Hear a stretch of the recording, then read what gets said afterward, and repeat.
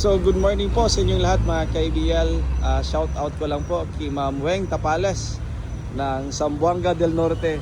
Ma'am, ito malapit na tong matapos. Kinukumpleto lang natin yung unit nyo. So chine-check natin yung mga signal lights at saka headlights. So ito function yung isa, yung left side at saka yung hazard. But ito check natin ito. Bakit, anong problema? Pero palitan natin ng bulb for sure. So ito po ay Suzuki Scram for completion unit natin. So tingnan natin sa loob. Ayan. Upholstery na lang tayo dito, ang kulang natin.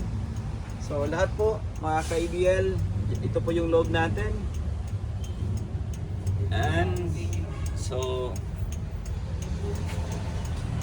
pinunturahan natin to.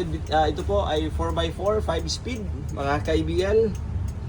So ito po yung air cleaner niya. Tinanggal muna natin kasi nililinisan natin. So ito yung old na galing pa sa Japan ng air cleaner filter niya. Tapos papalitan natin ng bago. Yan po, bago yung ilalagay natin.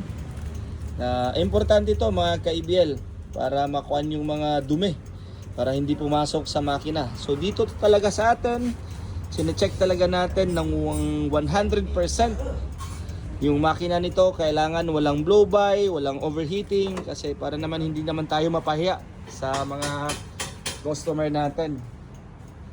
So ito po, ayan. So papalitan pa natin yan ng gulong. So dito nyo makikita ang unit natin from paano namin inassemble, pinuntirahan. Tapos ito na to, yung for final unit natin. So chinek din natin yung brakes. Ayan, yung brakes natin. So kailangan natin to palitan repair kit ng piston. So importante to, importante talaga sa atin mga ka-ABL. Hindi lang yung makina, yung transmission, yung mga clutch lining or mga clutch disc. Ito ang pinaka-importante din, itong ating mga brakes para iwas disgrasya tayo. So dito po, ito inaayos natin para 100% na kondisyon talaga ang unit. Ayan, so lalagyan pa natin to ng railings na stainless.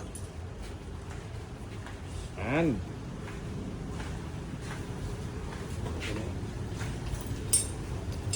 So papakita natin to once ma-install na natin lahat mga ka-ABL.